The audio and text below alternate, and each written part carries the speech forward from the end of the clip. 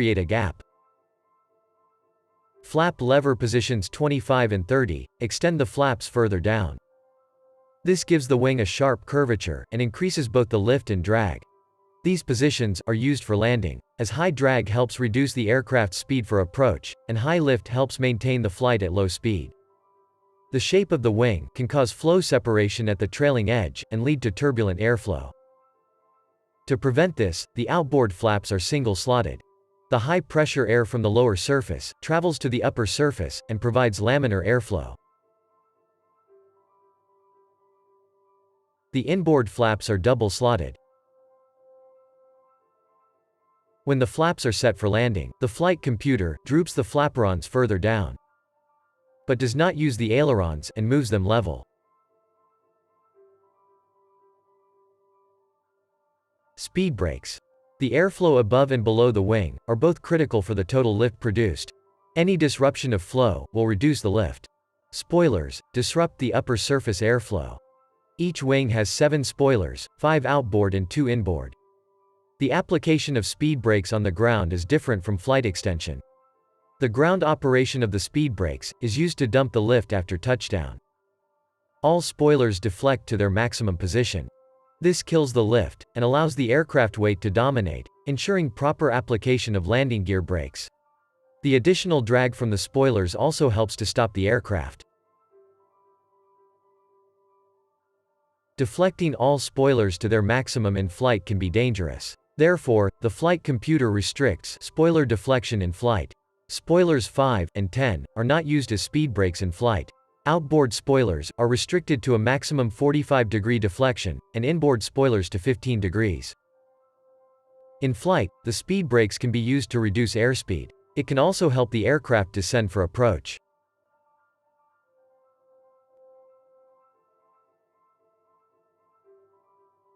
Flight control operations of the wings can be divided into 2 categories: symmetrical and asymmetrical. In symmetrical operations, the control surfaces of both wings have similar movements, to ensure the lift is equal. In asymmetrical operation, the lift is varied, and this is required for roll control. Roll control is the ability to control the aircraft along the longitudinal axis. In a left roll, the aileron and flaperon on the left wing are deflected upward. This reduces the camber in those sections and reduces the lift. Additionally, spoilers are deflected to augment roll control.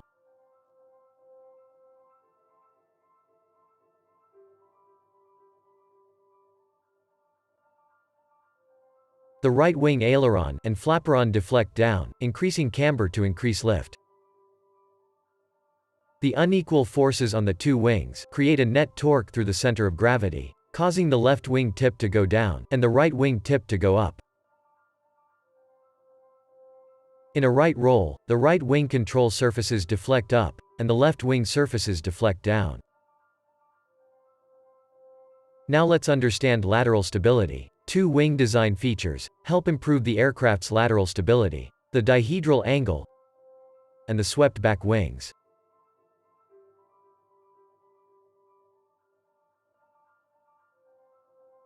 In straight and level flight, the weight of the aircraft is equal to the lift.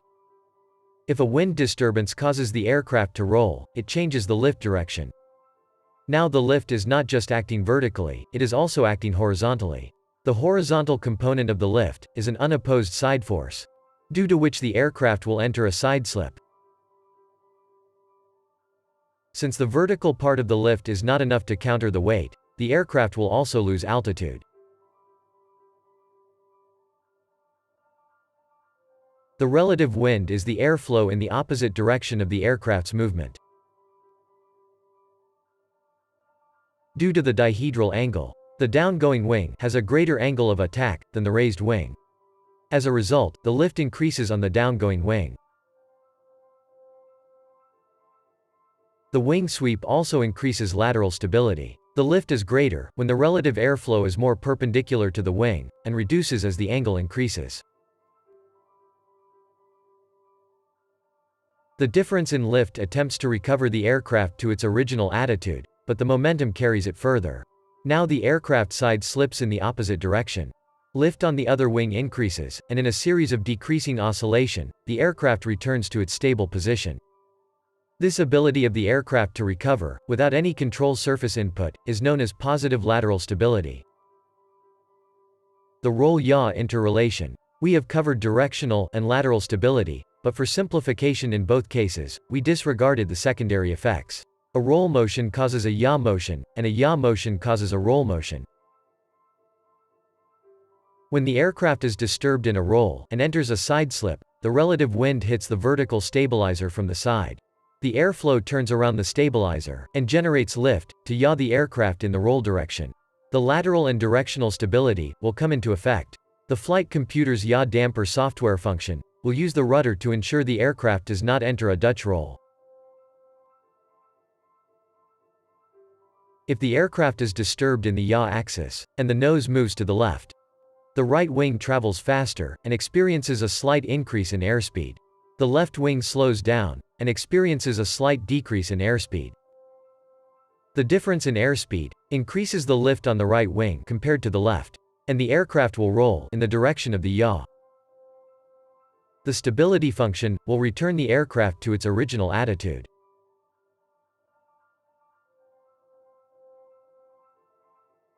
The fly-by-wire architecture of the 777 for roll control is similar to yaw control.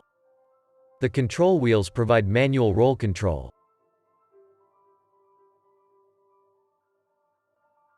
Aileron trim is used to move the control wheel, with the help of the trim actuator, and hold the control surfaces in that position.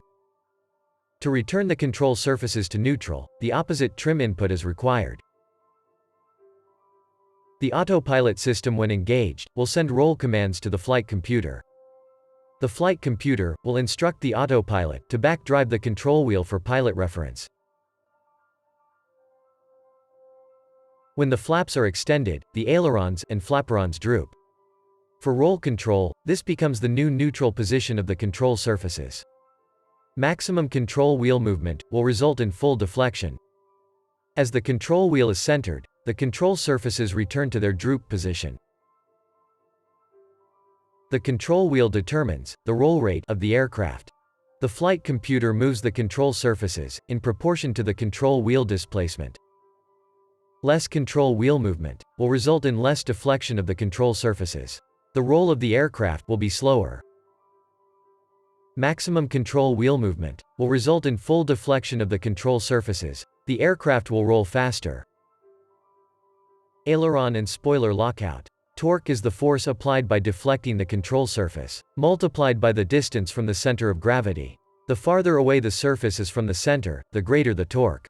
Therefore, the ailerons will provide a greater rolling moment than the flaperons. This is the benefit of having the ailerons close to the wing tip section. However, this creates a problem for high-speed flights on wide-body aircraft with a large wingspan. When the aircraft is in a low-speed configuration, the flight computer will use all the control surfaces to roll the aircraft. As the airspeed increases, the flight computer reduces aileron deflection, and finally locks them out completely. Simultaneously, it also locks spoilers 5 and 10. Now the flaperons, and the remaining spoilers are used for roll control. Let's understand why the ailerons are locked. In a right roll command, the downgoing aileron increases the lift, and the upgoing aileron reduces the lift. Due to the high flexibility of the wing tip section, the aileron deflection has a tendency to twist the wing. The wing twist increases with airspeed. This reduces the angle of incidence of that section of the wing, and reduces the lift rather than increasing it. At a certain airspeed, wing twist reaches a point where the lift on both wings is equal, and the aircraft does not roll as commanded. If the airspeed increases further, the torsional load increases. The lift drops more than the opposite wing. At this airspeed, the aircraft rolls in the opposite direction. This is known as high-speed aileron reversal. To prevent high-speed reversal, the ailerons are locked by the flight computer. The spoiler deflection disrupts the airflow. When spoilers 5 and 10 are deflected at high speeds, they create turbulence that can engulf the aircraft's tail section. This causes severe buffeting of the tail. To prevent this, the flight computer locks the two spoilers. The aileron trim is used when the aircraft keeps rolling in one direction. One such situation is fuel imbalance. If the two wing tanks do not have the same quantity of fuel, The difference in weight will cause the aircraft to roll. If the autopilot is active, the rolling moment is automatically compensated, and the wings are kept level. But in manual flight, the pilot has to compensate for the rolling effect. This requires constant opposite control wheel input, which will add to the pilot's workload.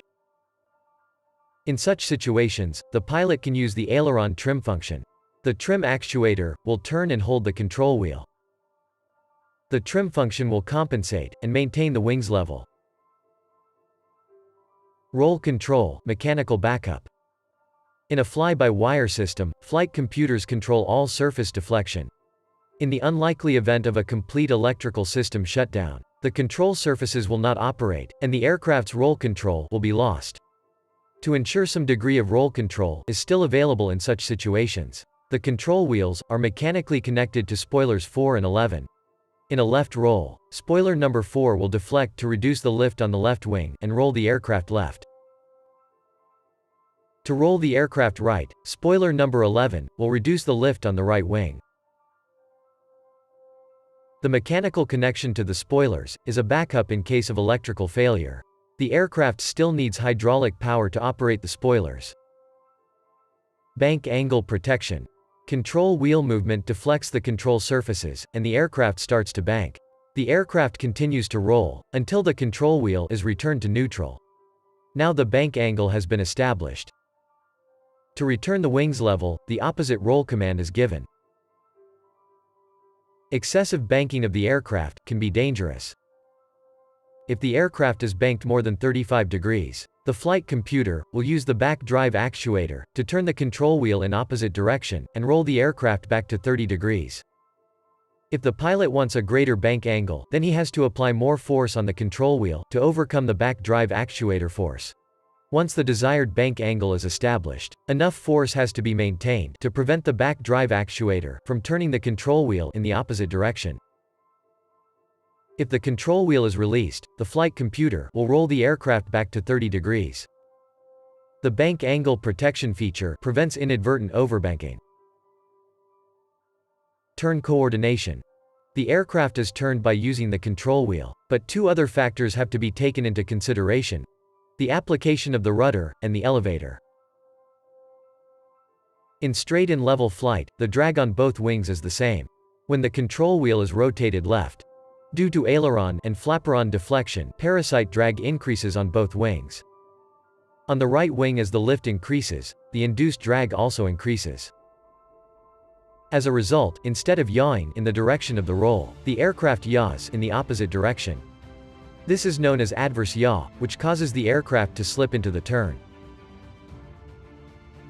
As the spoilers on the left wing deflect to augment roll control, they increase the drag and reduce the effect of the adverse yaw.